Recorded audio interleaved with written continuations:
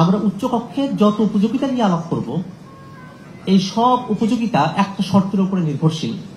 সেটা হলো উচ্চকক্ষ ভোটের পিআর অনুপাতে প্রতিনিধিত্ব নির্বাচিত হতে হবে।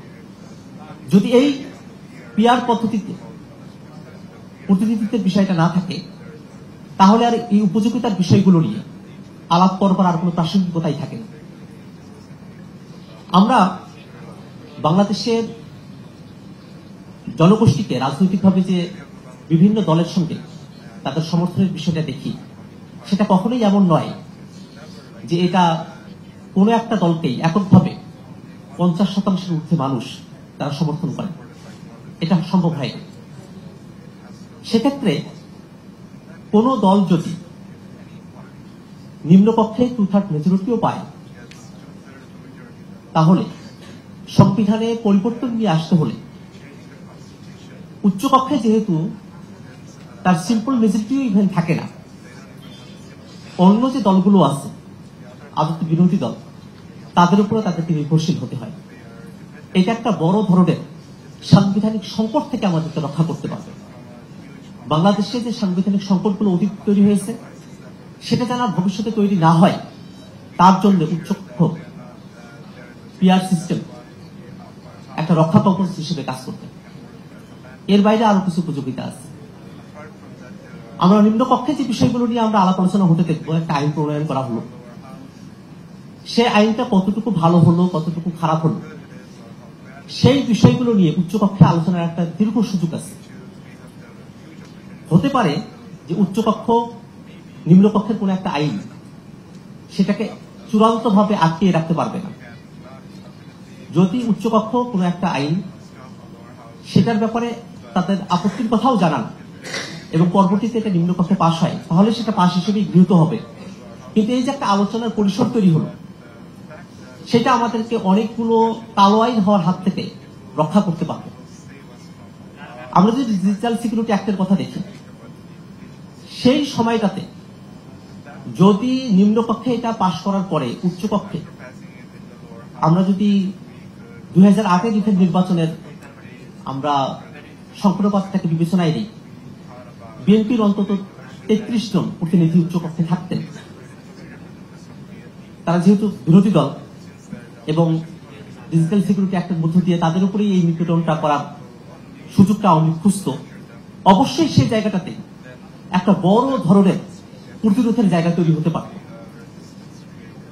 হয়তো সেটা আইনগতভাবে শতভাগ কার্যকর হতো না, যেহেতু নিম্নকক্ষে এখানে সর্বেসর্বা, কিন্তু তারপরেও এটা জনপরিসরে একটা চাপ তৈরি করতে পারত এবং এই চাপকে মোকাবেলা করে যারা ক্ষমতাসীন আছেন নিম্নকক্ষের মেজরিটির ভিত্তিতে, তাদের ক্ষমতা পরিচালনা করা অতটা স্মুথ হতো না, তাদের এতটা অথরিটেরিয়ান হয়ে যাওয়ার সুযোগ হতো না। তারা এই জায়গায় একটা চেক অ্যান্ড ব্যালেন্সের মধ্যে আসতে পারতেন। এর বাইরে গিয়ে আরো একটা বিষয় আছে, রাজনৈতিক সংস্কৃতির বিষয়। আমরা বাংলাদেশের পূর্বেকার যে রাজনীতি দেখেছি, সেখানে পলিসি ডায়ালগ সেটা মুখ্য নয়, বরং পেশি শক্তি ছিল মুখ্য বিষয়। তারা কতটা শক্তিশালী, কতটা জনবল, কতটা তাদের আন্ডারওয়ার্ল্ডের সঙ্গে কানেকশন, এই বিষয়গুলোই ক্ষমতায় আসা না আসার বিষয়গুলোকে নির্ধারণ করে। কিন্তু যখন উচ্চকক্ষে প্রতিনিধিরা থাকছেন, তারা সেই সাংবিধানিক কাঠামোর মধ্য থেকেই সংসদে বসে যে কথা বলার একটা পরিসর তৈরি করতে পারলে, সেটা একটা ডায়ালগের পরিবেশ তৈরি করবে, সেটা একটা পলিসি দেওয়ার পরিবেশ তৈরি করবে। ইভেন বাংলাদেশে কোনো আইন পাশ করার সময়টাতে নিম্নকক্ষে যতটা না আলাপ আলোচনা হয়, আমার ধারণা উচ্চকক্ষে তার থেকেও বেশি পরিমাণে আলাপ আলোচনাটা হবে। সেটা আমাদেরকে পলিসি নির্ধারণের ক্ষেত্রে যারা সরকারি দলে থাকবেন তাদেরকে যথেষ্ট ভাবার পরিবেশ তৈরি করবে।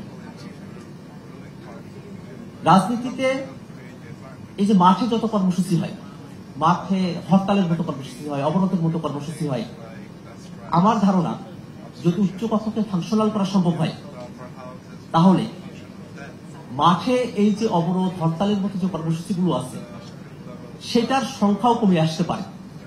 আমাদের রাজনীতিতে একটা গুণগত পরিবর্তনের জায়গা তৈরি হতে পারে।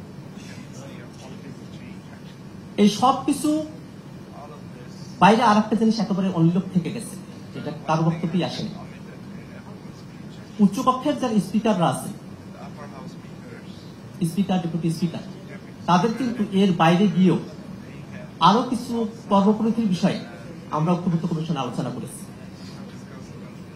কিছু নিয়োগ কমিটি আছে সাংবিধানিক এবং সংবিধিবদ্ধ প্রতিষ্ঠানগুলোতে, সেই নিয়োগ কমিটিতে, সেই নিয়োগ অথরিটি হিসেবে তাদের কিন্তু ভূমিকা থাকে।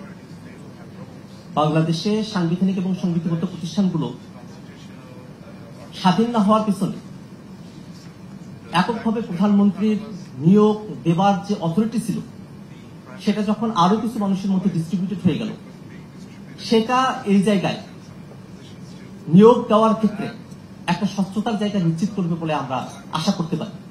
বাংলাদেশে আমরা যত ভালো কথাই বলি না কেন, যদি এত সব ভালো প্রস্তাবনা সেগুলোরও যদি লুফল যে জায়গায় আছে, যে জায়গাটাতে একটু ফাঁকফোকর আছে, কোন রাজনৈতিক দল তারা ক্ষমতায় এসে তাদের সদিচ্ছা না থাকে ভালো করে দেশ পরিচালনা করবার, তাহলে তার ওই ফাঁকফোকরটুকুকেই খুঁজে নেবেন, ওই লুফলটুকুকেই খুঁজে নেবেন। নতুন বাংলাদেশ গড়তে এলো জুলফিকার স্টিল। জুলফিকার স্টিল, ইস্পাত দৃঢ় অঙ্গীকার।